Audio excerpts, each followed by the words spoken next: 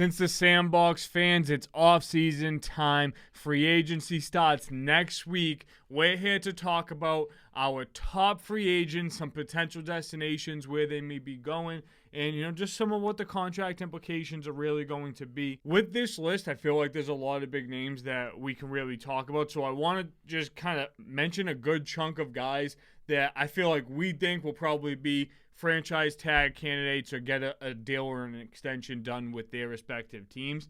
And then we can get into the guys that we think are just going to be absolutely free to the market, absolute free agents. But my tag candidates are Chris Jones, Josh Allen, the pass rusher, of course, Brian Burns. We just saw that T. Higgins got tagged. Christian Wilkins, Miami would be stupid to let him walk. That would make absolutely no sense. This is the most interesting one on the list. I think Antoine Winfield has to get tagged. And I know that Mike Evans is also a free agent. Yeah. Baker Mayfield is also a free agent. I feel like Mike, just because he's at this point in his career and he sees where that team's at, he might test waters a little bit more. The franchise tag on the quarterback, I think, is just, too crazy, at this point, especially for a guy that's not going to be, a 5-year guy. And I think Antoine Winfield makes the most sense. Defensive side, Jalen Johnson, L'Jarius Sneed, Kyle Duggar, and then finishing the list with Michael Pittman. Is there anyone that you really disagreed with that? Or I like that. I think that in terms of free agent tags, it's good. I think in terms of long-term options, there's also good. I think a couple of the guys that you mentioned could get the franchise tag. They could jump to a deal. Ideally, and I'm going to relate it to being a Patriots fan, I think to set the tone for what this team's going to be, I think the Patriots and Gerard Mayer are going to sign Duggar to a longer-term deal. Show them this is the team we are. We're going to take care of our guys. We're still defensive-minded. We're going to work on the offense. But we got a dog in defense right now. Let's keep them. I would be really shocked if the Patriots decided to go in a different direction of that, especially knowing how long Gerard Mayo has been around. And this is the most new anything has kind of been in their system for a long time. And whatever they can keep as far as consistency goes, I would absolutely agree. There's not too many big quarterback names here, but for someone at this point in their career to the stature that they have, I feel like Kirk Cousins is a really interesting name. Yep. I feel like the obvious choice is he's going to go back to Minnesota to be with the best wide receiver in the league, but I do really feel like that Kirk Cousins is probably enjoying the fact of having, a market and, being able to have, these type of conversations, too. Obviously, with Washington, he was franchise tagged many times and then was able to get the deal with the Vikings. But there's a lot of different quarterback needy teams, and they might have better supporting casts. Like Atlanta, I would argue that they have a better supporting cast than the Vikings, even though they have the best receiver. Feel like it might be more balanced. You get a back like Bijan Robinson. We have no idea who the running back's going to be from Minnesota, and Jordan Addison had a great first year. But if you can, really spill that out to, Pitts, you got London. I'm sure they're going to continue to invest this year. That might be a good direction. What do you think for Kirk? I think that's great, and I also think you're looking at one of the best offensive lines in football when you're talking about Atlanta too. So it's not so reliant on Kirk needing to sling the whole time. I think he does have a better supporting cast around him, and even on the defensive end. I know Minnesota at the back half of the season looked a little bit better on defense than they did in the beginning half, but Atlanta looked the best on defense that they have looked in 5, 6, 7 years. For sure. So I think that's a huge part of that. New coach, too. He could have things get mixed up. I do think Kevin O'Connell's kind of a player's coach, so that could be where I see it. And I get having Jefferson and Jordan Addison, but I don't know, man. Something about playing in Georgia where it's nice and warm, and you're in the back half of your career, and you have the opportunity to really change how the team is, versus going to a team in Minnesota where it's a far more competitive division, a little more cutthroat. I don't know. I think Atlanta's a good destination. And I feel like, at this point in the offseason, Atlanta is the team that's most obvious to change something at their quarterback position. So, of course, we're going to, attach that name there while we still have the questions with Justin Fields and all the quarterbacks in the draft. But outside of that, I know people think, the Steelers are in the quarterback market. I don't really see that being the case. Any other potential fits that you feel like Kirk Cousins, besides, the Vikings? I feel like we would both think that returning to the Vikings would be, a favorite scenario. We talked about Atlanta. You'd think, maybe a team, Tennessee, maybe the Raiders. Like, I don't know. Do you think like Aiden O'Connell is going to get another stint there? I think they're going to give him a shot. Yeah. Because I think they have the second version of Kirk Cousins and Jimmy G but already in the back. But no, in all seriousness, you mentioned a team from the West. I'm going to throw a name in there. I don't know what happens to Russell Wilson. If he is gone, I could see Kirk taking a role there because they do have a decent supporting cast. Like, he has some weapons. So yeah. I could see Denver being a destination. I do have written down here as Pitt, and New England's a team that needs a quarterback. But like we talked about a little bit before we went on air, I don't know if they're spending $45 million on a guy. I'm right there with you. I think they're going to attack it in the draft, especially with having that pick there right early. Yeah, and this will probably be, one of the bigger deals that'll happen through free agency. But just want to bring up another big name, a Hall of Fame wide receiver. We just kind of talked about that a little bit around the franchise tag candidates, but Mike Evans is going into the year as a free agent, and I think that there's a respect thing, right, for when you have like that type of play with the franchise. So I could see Mike Evans wanting to stay in the direction of, look, I started my career here. I've had 1,000-yard seasons every single year. Maybe the grass isn't always greener on the other side. And they're willing to pay. Like, I think the Bucs would give him like a deal. Tampa's a good place to play too. You're not paying income tax, right? You got to think of that. It's literally a prime spot to play. Like, Brady went down there because it's warm all the damn time. For sure. They had a weaker division. He's not paying taxes on what he makes. Like, I mean, it's a very attractive market to play in. Absolutely. Especially when you've been there for so long. Sometimes it's like, you know what, I don't want to leave, but Steve, if he were, I do have a couple destinations here, and as much as I hate to say it, KC needs a one. They do. Damn bad. They do. And I could see them going to invest in Mike Evans. I could also see a team like Houston getting another receiver option. Because, they have a Mechie, they have a Tank Dell, they have a Nico Collins. They have an opportunity to get a name and a veteran that can coach those young guys up to be something special in the league. For sure. So those are two teams that I could see them really getting. I honestly think that, like, the whole Kansas City thing makes a lot of sense, but I feel like it makes, like, too much sense. Like, where that's, like... Said this for 3 years now. Yeah, no, I know. And, like where it's the betting favorite and all of that, I don't think that Kansas City... with the way that they're shaping their team, that would be the best decision for them to continue to build it, maybe to win. But I feel like we saw this year that they don't need a $20-25 million wide receiver to really go and do that. I think they're going to continue in the same direction or route that they have been for years. I think it was on purpose that they chose to get rid of Tyreek Hill and keep Travis Kelce around because they know that Mahomes can really have that relationship with that position. But there's a thing about the young wide receivers like the Rashee Rices that you get in the second round. I think that they can continue to build in that type of a direction. Like, think if Sky Moore paid off, they would have been sitting at that round and hitting every single year, building a wide receiver core like that. And, Mecole Hardman came back from the Jets and was able to make enough plays for them to win and be substantial there. I don't think it's that direction. I talked about a team that Mike Evans could have potentially been traded to last year. I don't know if you remember the team that I said. Was it Green Bay? It was Green Bay. I love that. So I think if Mike Evans was to go there, Green Bay isn't a team that's flashy and all about signing big free agents or anything like that. They like to draft. They like to groom within, and I feel like they might try and keep that young core really close and tight-knit. But I feel like that would be a perfect combination with that core. And what else would you be able to do to provide Jordan Love to take that next step?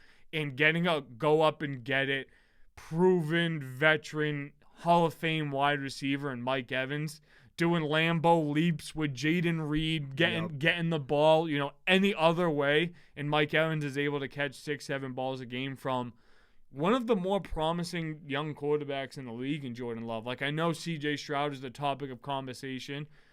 I think it's real close with Jordan Love and C.J. Stroud. I really do. I would absolutely agree, and I think that, Jordan Love has that X factor of, like, he's learned behind an all-time great quarterback. Yeah. And it kind of goes to show, it's like, and I don't want to keep hitting the same point with Mike Evans.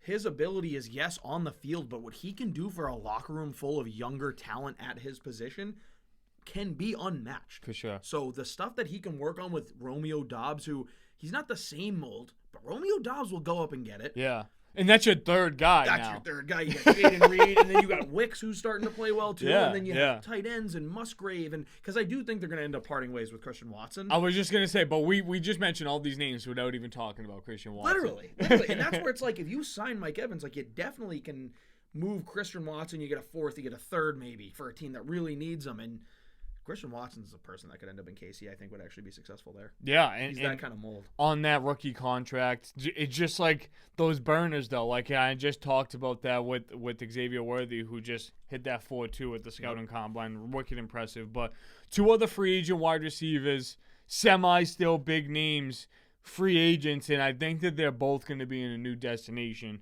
Hollywood Brown and Calvin Ridley. And I want to talk about Calvin Ridley a lot more specifically because I don't think it's a talent thing. I think the Jaguars would welcome having him back.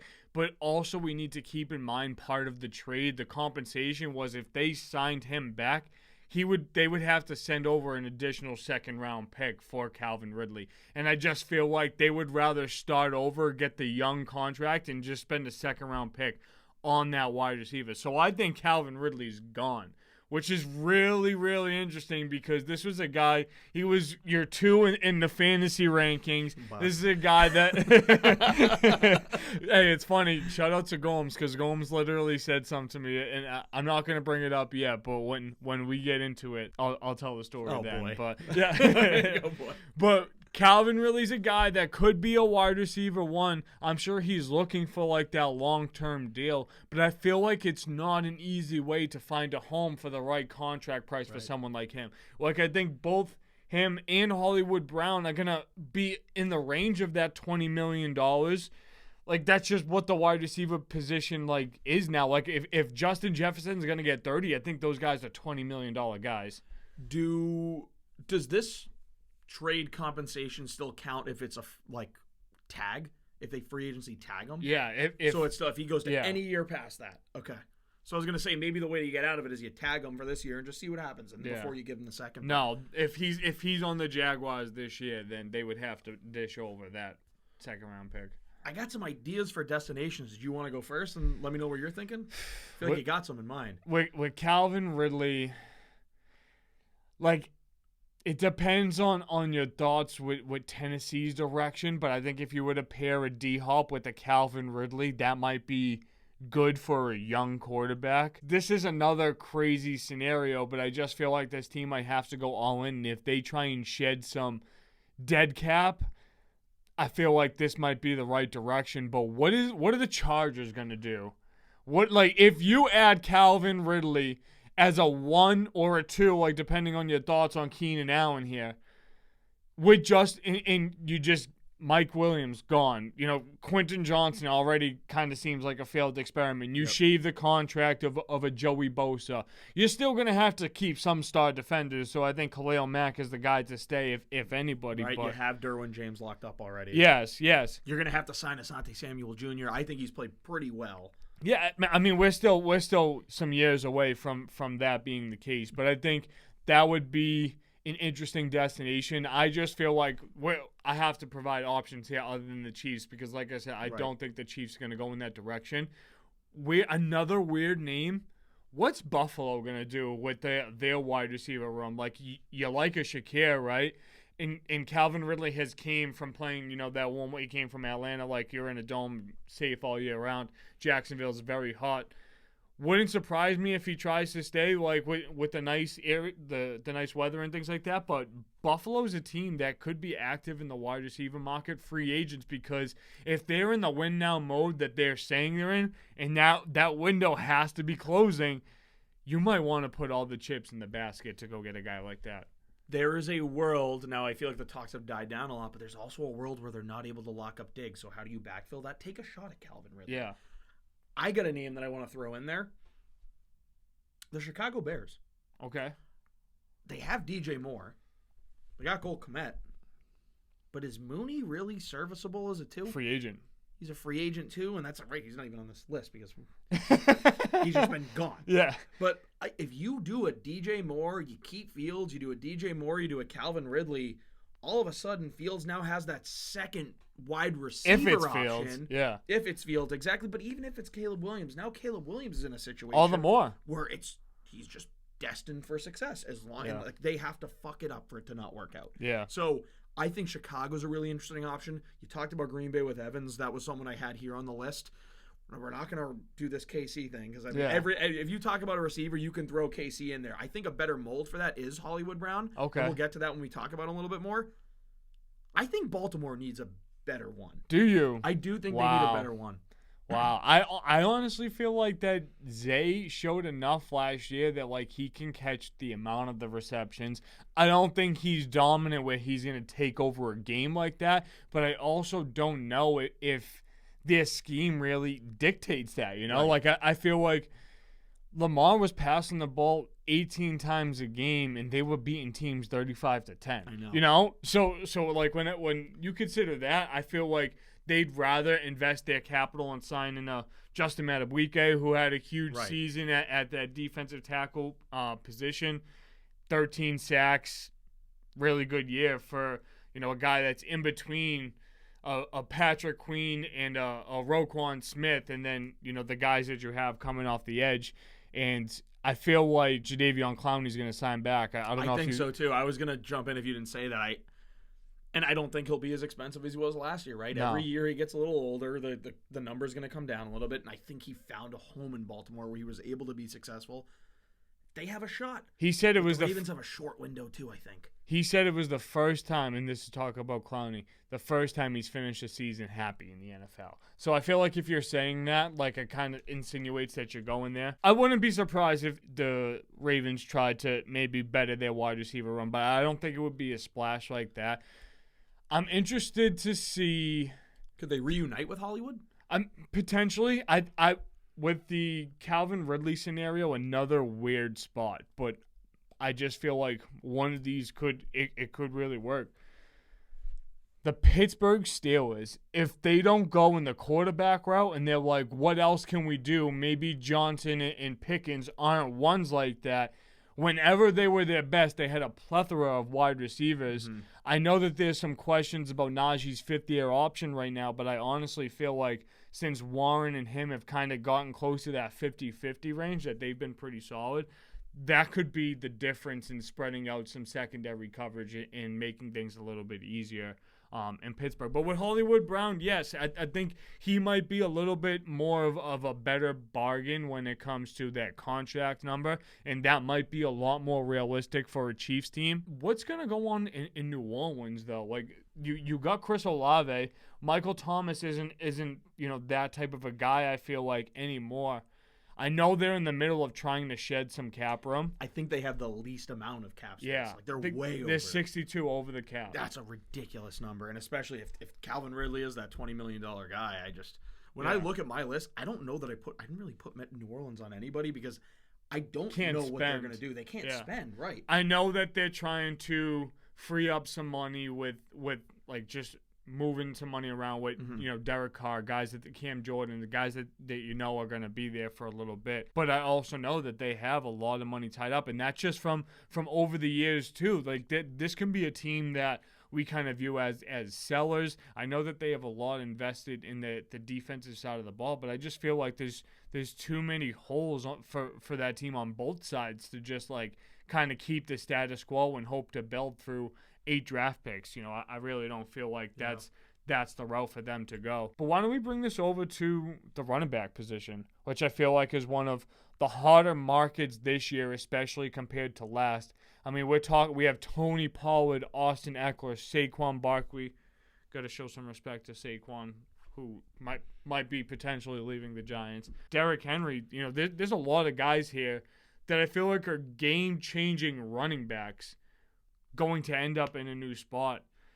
I feel like Saquon is the best out of the group. Josh Jacobs is right up there in that conversation too. I do think that Derrick Henry's a little bit older. I think Austin Eckler and Tony Pollard are more scheme fit specific kind of scenarios.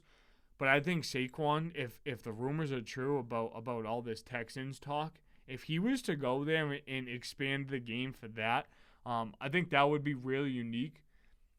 I know as a Giants fan, this isn't going to sound, like the most exciting thing to hear, or it could just be a biased answer, but I honestly think that the Giants and Saquon want to continue being together. I really do. Like, I know it wasn't ideal with the tag last year, but I feel like to avoid that, we were able to compensate him a little bit extra on that. And from what was said at the scouting combine, the talks went well between the two.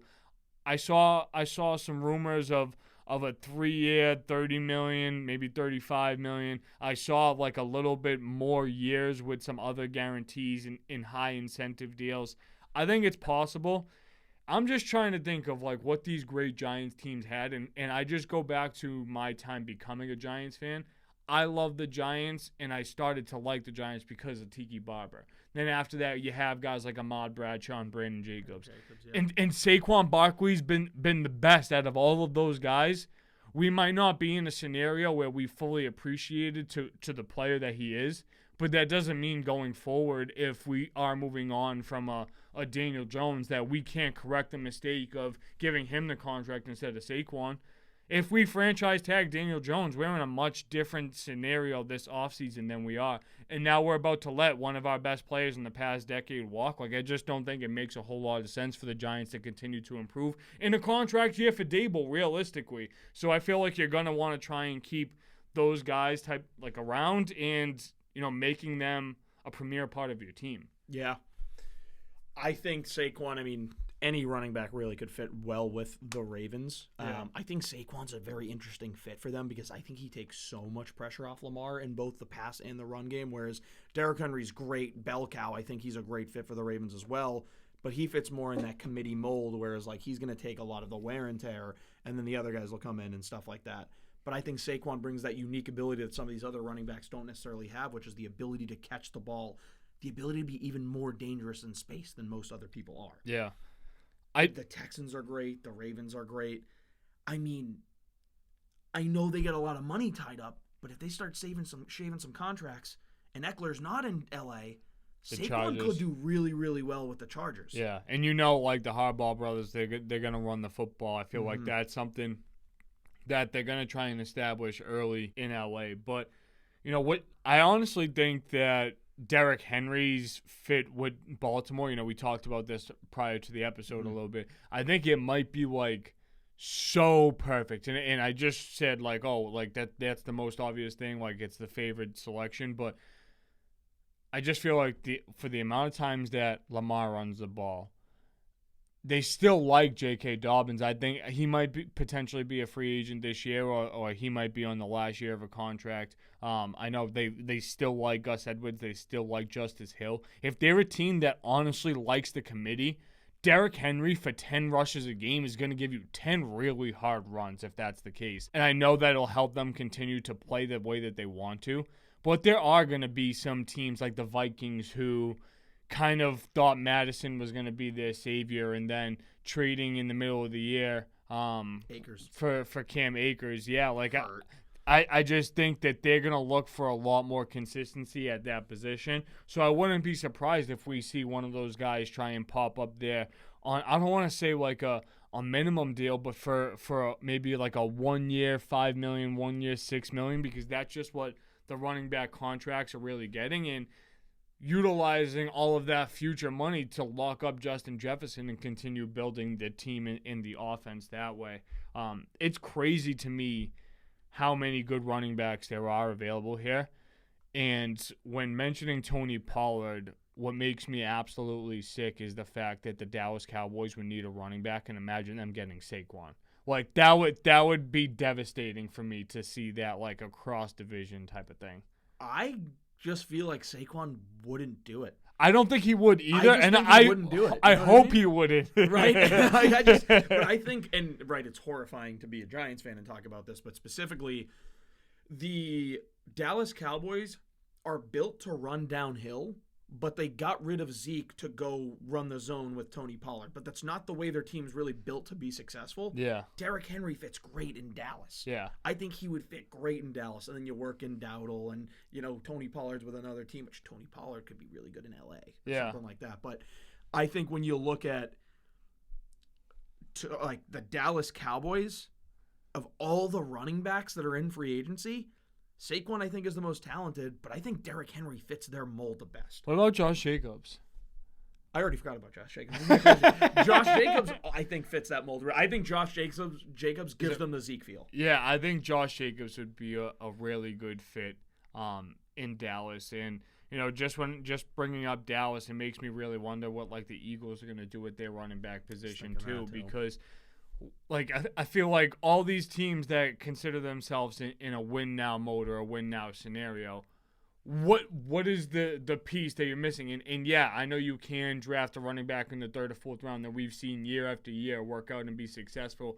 Isaiah Pacheco, 5th round pick, went to 2 straight Super Bowls. I mean, obviously that's just being a part of the Chiefs, but he was a large part of both of those runs.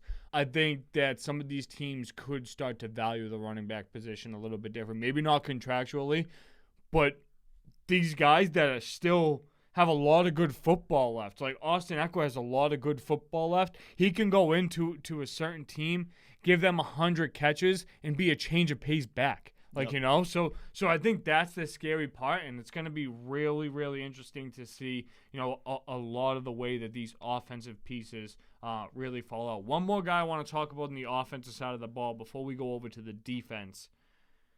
Dalton Schultz. 1-year contract with the Houston Texans last year.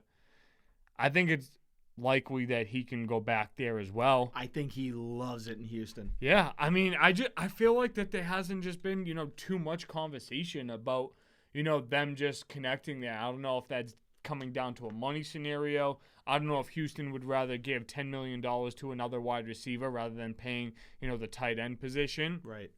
But I just feel like that was too good of a combination there to go in a different direction. But he helped him in the red zone a lot, too. There was a stretch of games where he was in the end zone every week. In the playoffs, too. I mean, I know he got like a little bit banged up towards the end of the year. But dropped the ball and blew me over. Yeah.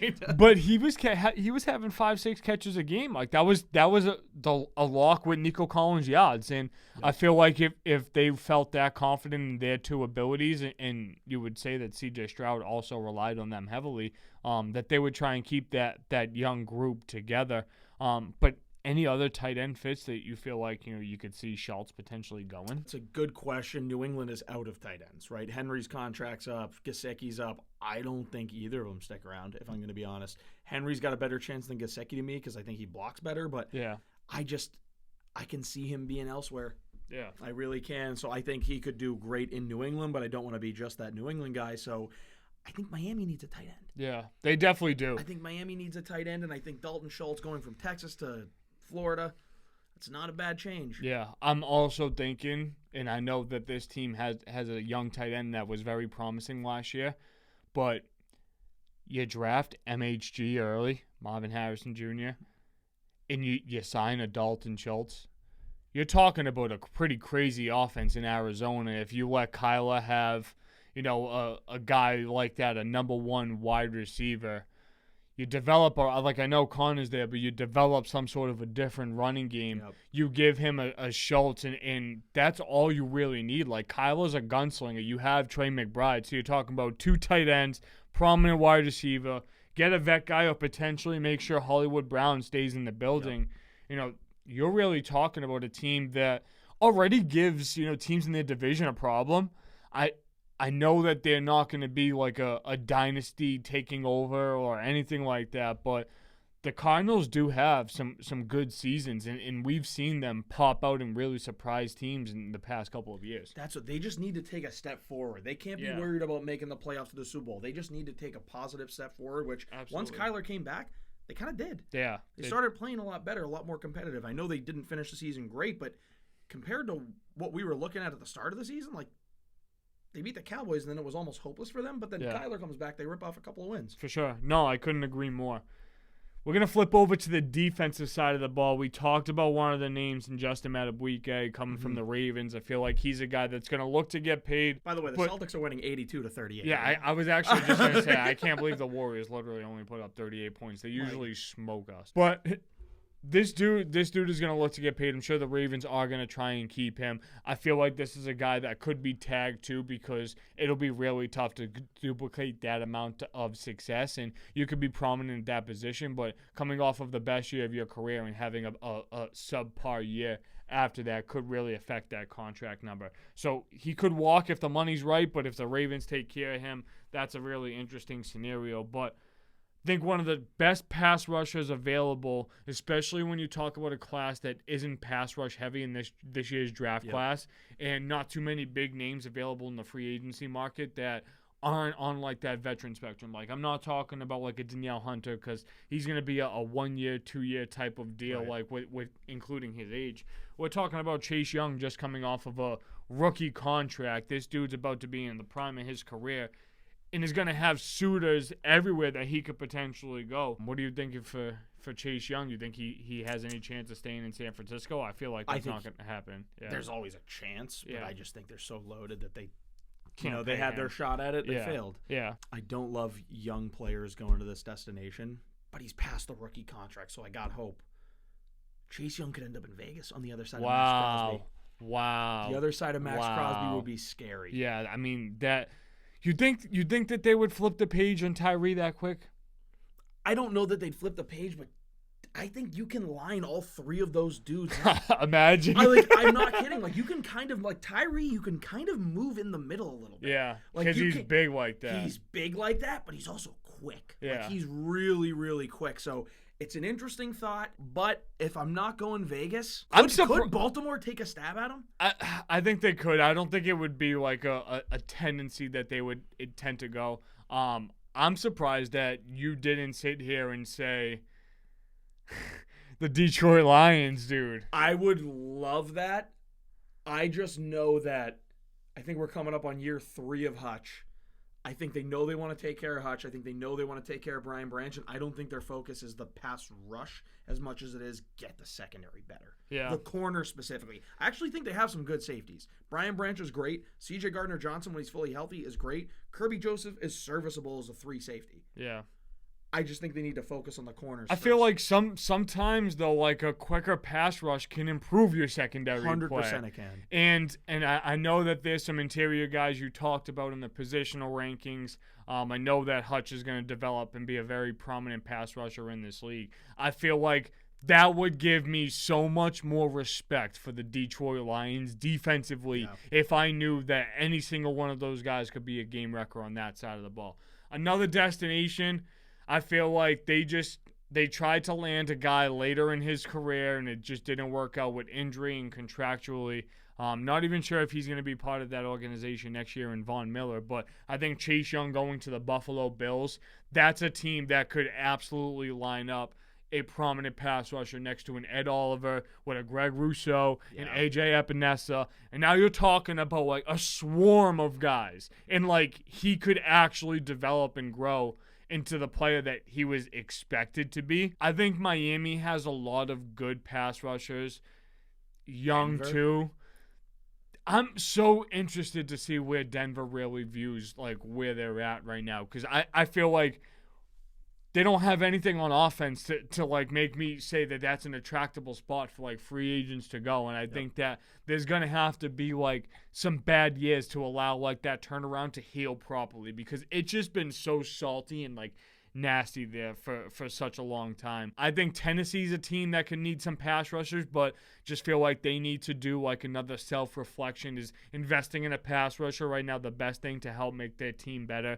Don't think that there's a reunion in Washington, so I think Chase Young's destination is really interesting. A couple of linebackers here on the list that I felt like really would help on the defensive side of the conversation here. Patrick Queen, I feel like it's tough to lock up Roquan Smith and Patrick Queen part of the same defense, and I feel like that's why there was so much pressure on the Ravens to be good right now. Do you think he walks?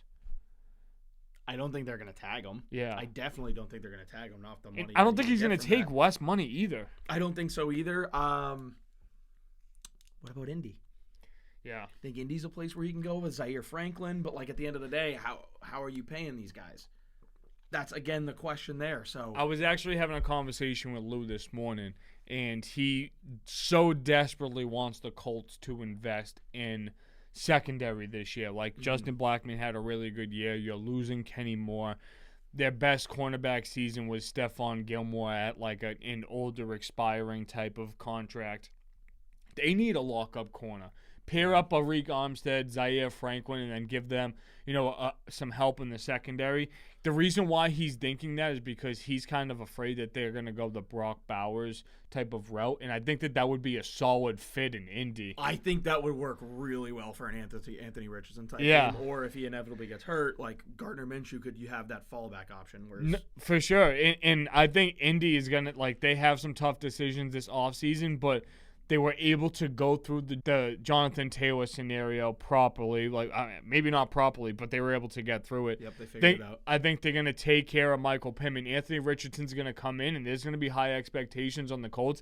They're going to need some players. I actually do think that Pat Queen could play a nice role next to Zaire Franklin. I'm interested to see how they allocate some money and what they try and do to help make that team be a little bit more well-rounded and play consistently throughout the year. I mean, the fact that they were able to put up 20 points on offense last year with a backup quarterback, I think they should try and focus a little bit more on the defensive side of the ball. A guy that I could see, and I know we haven't gotten to the corners, but you talked about corner. I could see them getting a Kendall Fuller. Okay. Like a Kendall Fuller at the corner position, I think would be good. If you want specifically a corner, I think that's one of the routes you go, because there is a corner that we're probably going to talk a little bit about. I just don't think he goes anywhere. Who is it? Jalen Johnson. Okay. I think the Bears are going, this is our guy, take care of our guy. Yeah, I had him on the tag list. It just wasn't a name that, I just feel like a lot of these guys on this list are, foundational pieces to this franchise, and I think they would just be stupid to let them, walk, honestly. That's a fail. If you let that guy walk, that is a huge for fail. any of these guys. Chris Jones, I think I would understand because he would want, some more money after winning 3 Super Bowls and be a prominent part there. What's his tag? It's a hefty now. It's probably close to 22. Oh, no. it's 22. I thought I saw 33. That might be incentive based and everything. I mean, maybe. I feel like what is Aaron Donald making contractually? It's got to be around $25 million or so. But I don't think that number is surpassing that 30 yet. I'm sure it will be soon with the way some of the pass rushers are. But Christian Wilkins has to be locked up for Miami. L'Jarius Sneed, I feel like he needs to be locked up with the defense he was able to play this year. Another linebacker name that I had here. This is more of an interesting scenario because if he wasn't coming off of an injury year, I feel like he would have got the bag. Jordan Brooks, major injury last year. Bobby Wagner came back in and had, an absolutely prominent season back in Seattle. But Jordan Brooks might be a guy that Seattle either views as part of their future, or they could just be look, we got some great football, multiple 180-plus tackle seasons. Are we really going to pay this guy? Especially with the new taste in that organization. I really don't think they are. And I know this type of a linebacker is in such demand in this league because you don't get those sideline to sideline guys that can blitz and drop into coverage so successfully. I think between Patrick Queen and Jordan Brooks that Arizona could be a great destination for one of those guys. Another one, and it may not be the place that they all want to go, but I think will be willing to pay them. I think Washington's willing to pay for a line. They desperately need someone with Jamin Davis. They have so much cap space, they really do, and they have a lot of money. I feel like what they're gonna try and do is build a stadium. Oh. I think they're gonna try and build that name back to not that Washington was ever oh my God, you're going to play in Washington or anything like that, but I do just feel like the franchise has been so tarnished the past couple of years that they're going to try and just get something building there. They just feel like they have to. And they would be a team that wouldn't surprise me to try and move up to 1 to try and draft Caleb. Yep. They might sit pretty at 2 and draft Jaden Daniels. They might go May. They might move back. Who knows what is really going to happen. But would shock me if they didn't go the quarterback direction. I know Sam Howell was a guy that was young and was drafted to do good things for them, but I just feel like that front office is going to want their guy too, and they're going to want that staple on the organization, and that's why they traded a Sweat and a Young to get more pieces to build that. Yep, I agree. They're going to be starting fresh. I could see them going in the linebacker direction, but I don't know. Like, how much do you think? How much are you paid in Jordan Brooks? Like $7.5 a year? It might be more than that. Honestly, I mean, that's again a lot of. But they kind of need it. Like Jamin Davis, they drafted, but yeah, he's been all right. Like he's been all right. I feel like they haven't been able to get some balanced help from that team. That's like, okay, this defense is complementing our offense well, or our offense is complementing our defense well. They have some young stars there. I think keeping like a De'Aaron Payne was huge part of continuing to grow there. You got Jamin on the second level, Emmanuel Forbes on the third level. Maybe they bring back a Fuller. Like, who knows? They could. But I feel like whatever they decide to do on the offensive side, because, like, they don't have the worst offensive line in the NFL. No, like, it's not. It's not. It's definitely not, top. I don't think it's top 10. No, it's definitely not. But they've been able to run the football, though, like, past couple of years. They've been able to produce solid wide receiver seasons. So I feel like, not saying that they don't need to address that position, because I'm sure that that's something later on in the draft that they can go to. But I just feel like, we know that they have depth in wide receiver. But it's just like, how do we make this team put up points and actually convert to wins? And I think, one of these two guys in Queen or Brooks could absolutely help that. The last name on the list that I wanted to talk about, safety position, could be a tag candidate, but honestly, wouldn't surprise me if it's not. Xavier McKinney, I feel like he's the best safety in the class right now. I think he's going to field some offers, but I also think that his goal is to return to the New York Giants. I think so, too. Obviously, there was a little bit of animosity at the beginning of last year, but it seems like they worked that out, and I think he really does want to stay. If there was another destination in terms of safeties, like, I could see him in Cincy pairing with Jordan Battle, and maybe we talk about Jordan Battle in a little bit in a later episode, but I could see them needing a safety. I could see a team like Minnesota needing another safety because Harrison Smith isn't going to be there forever. Yeah. But I am right there with you and thinking it's the New York Giants, a team that needs a safety, but I don't think they'll get Xavier McKinney. The Philadelphia Eagles need help at the safety position. I can't believe really bad. Yeah, I really can't believe they let C.J. Gardner-Johnson walk. You trade for Kevin Byard, and like they just cut him. Like it was a failed experiment. And Blankenship's like a little overrated. Like they talk about Blankenship on TV, like, oh, he's the next big thing. Like he's not. Yeah, he had some good seasons. Don't get me wrong, but definitely not. He's if he was a third guy in the room, like that's a good room. Right. But if he's your first guy in that room, you're going to give up some big plays. Yep, and that's they do. And that's exactly the thing. So, Twan, any other free agents that you wanted to toss out here? I mean, Leonard Williams, he's got his contract coming up, I believe. I think Seattle's actually a really good spot for him. So I do have him actually, I think, staying, but another interesting place. I've said this team a couple times, but I think if they get someone really on that interior like Leonard Williams, Houston can make a big splash. Houston could. I feel like Leonard Williams could go to a team like Atlanta. I know that like everyone's thinking like offense, but you put him coming up the middle there. I feel like that's going to really give them some attitude on that defense. 100%. So I think I almost had Leonard Williams down on here. But didn't want to fill it with all former Giants. Right. That's why you leave it to me. Yeah. Yeah. But since the Sandbox fans, let us know about some potential destinations you think these free agents could end up going. We hope you guys like the list and the rundown. Expect to hear more from free agency and our reactions to guys in certain positions as free agency, as the window starts to close. You guys know the deal. Peace, love, 5 stars, nothing less.